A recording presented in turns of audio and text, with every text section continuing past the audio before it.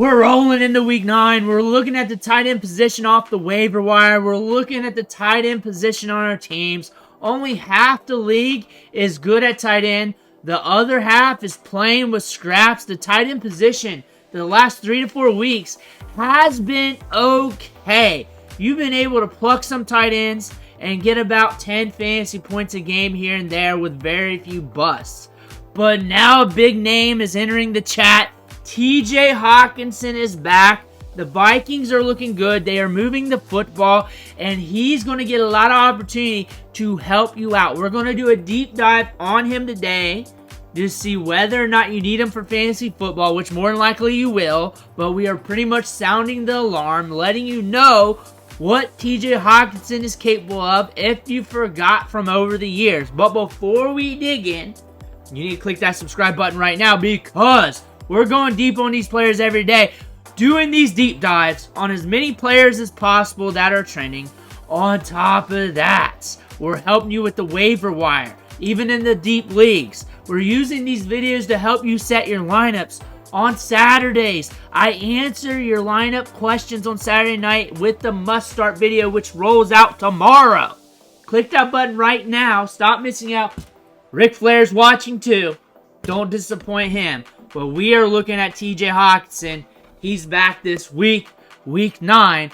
And he has been moving in training camp. We saw that in the offseason. And it looked like he was going to be very prosperous when his return was going to be imminent in the middle of the season. And now we're back. This team's moving the football. It's looking good. Sam Darnold's looking good. Things are looking good in this offense. That being said, Hockenson has a lot of upside here.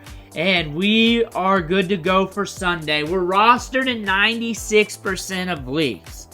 This is not a video to say, hey, pick this guy off waivers. This is a video to say, hey, we're sounding the alarm here. Don't forget about TJ Hockenson.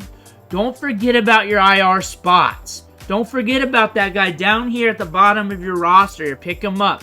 You should have traded for him like weeks ago when we sounded the alarm that he was coming back soon. You should have did that. That's what that alarm is. This alarm is saying, hey, he's playing this week. This is what you're probably going to get. And this is what we're going to see with this video when we look at the stats. And this is what you're going to get. This is what you're probably going to get. This has been with Detroit Lions, the Minnesota Vikings, different quarterbacks here. And you're going to see a lot of green candlesticks. You might get a ramp-up period, but probably around Thanksgiving time or a little later, it's probably going to look like this. And I would not be surprised if it's like this off the rip, considering how we saw he was moving in training camp when he was practicing a little bit, working out off to the side. When we were looking at those clips, that's why you need to subscribe. OTAs, minicamp, training camp, I cover as many clips as possible, especially these players returning from injury. And we're looking at them. We're looking at the quarterback battles and everything else every single day. Looking at all the teams here, your rookies, all that stuff. And you can make those decisions come draft season. When he was working off to the side, he was looking good. The reports from the beat writers were looking good. I do not expect a long ramp up. I expect some sort of a ramp up, maybe, but I would not be surprised off the rip he's running a lot of routes because they've been pretty dry at the tight end spot. And they could always use another pass catcher, especially over the middle. And we're going to get into that later with some advanced metrics. But like I said, the tight end spot has been dry. We only got 21 catches on the year, 28 targets on the year at the tight end spot. And there's games where TJ Hockenson, last year prior, whatever, double-digit targets. They do not go to the tight end spot, not because they don't want to. It's because the upside's not there. Josh Oliver has some athletic upside. But again, it's no TJ Hockenson. There's no TJ Hockenson with these tight ends. It's just not there. So that is going to be something different. And Darnold likes to go over the middle. Where's the tight end at? Where's the tight end? Darnold likes to go over the middle. He likes to go 10 plus yards around the line of scrimmage. That's where Hockenson's going to be at a lot of the time. That's where he's going to be at a lot of time with a lot of his routes. Those one-on-ones with those linebackers, finding the space in the zone, getting in the right spot. He's also a crafty vet with top-tier athleticism. This is going to be a good spot for TJ Hockenson. And think about this. You can note that Darnold doesn't target tight ends, but he hasn't had a tight end like TJ Hockenson. And prior to this year, his career has been weird. So you kind of got to throw that all out the window and use this as an open slate because TJ Hockenson's different. He's built different. He's a first-round pick. He's been good with 2 different NFL teams. We got good athleticism. We're good after the catch. We're nasty. We've been good right out of the gate. This is a tight end that you want on all your fantasy teams. And if he was healthy, you would have been paying good draft capital for. And we're looking at the Minnesota Vikings. This is in neutral game script. So when the game's close, within 7 points, excluding the end of the halves, this is where the Minnesota Vikings like to push the pace. They like to be a fast-paced team, and this has been a trend that has been going on for years. Top 5 in pace of play over the last 3 to 4 years. No matter who's the quarterback, no matter what they got back there, they also want to push the football downfield. They want to throw the ball. Pass rate, 37 pass plays to 24 rushing plays.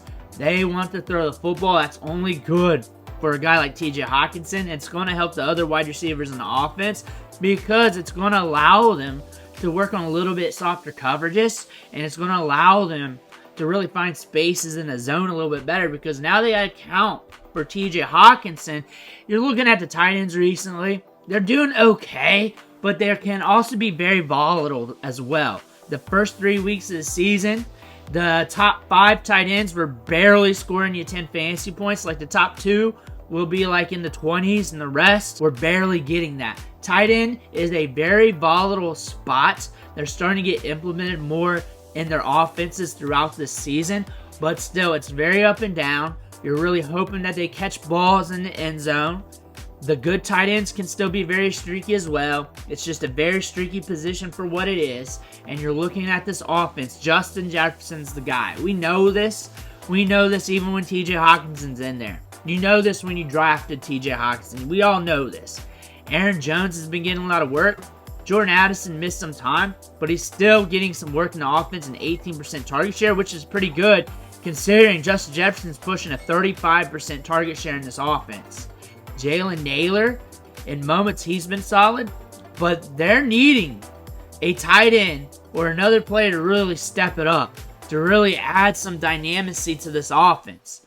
And at the tight end spot, for him to be a top tight end, all he has to do is average like 10 to 12 fantasy points per game. With how fast-paced this offense can be, with how well they're moving the football, that is very possible for him to get that average. Very easy for him to do. And you're looking at what they did last year with him. Remember, Justin Jefferson was out quite a bit of games. Saw 127 targets. 24% target share. That's a little bit buoyed due to Justin Jefferson's injuries. But still, TJ Hockenson gets a lot of work. He gets a lot of opportunities. He had 95 balls caught. That is something to take note of. Even if you reduce the rate due to him ramping up from this injury coming back, you're still looking to be better than a lot of tight ends in the NFL. And you know this. People drafted him even though they had the knee injury and they threw him in the IR spot. Your IR spot is a free square because you got a free player back there with some upside that will come back somewhere in the middle of the season you got to make a decision with. But you got your full roster to make moves during that time that player's out. TJ Hockenson, one of the best free squares out there because you know what you're going to get. You know what's going to happen when he comes back. And this is an Iron Man type of dude where he's coming back from this injury and he's going to be full gusto. So obviously you need him. You had him stashed. There's no don't need this guy. Everybody needs a tight end, even if you got a tight end. I always suggest having just one tight end, unless you're in a deeper league, or if you got tight end premium rules, or scoring, whatever's going on with your league that's different. Traditional leagues, 12-team, 10-team, basic, normal, PPR, non-PPR. One tight end on your roster is good enough. That tight end breaks down or something happens, you just play the matchups. When I'm looking at him, he needs to be stashed or should have been stashed. The stash is over. He's back. He needs to be rostered. If he's there on the waiver wire, holy shit, what's wrong with you guys? holy shit, he needs to be picked up. He's a guy that I'm sounding the alarm on.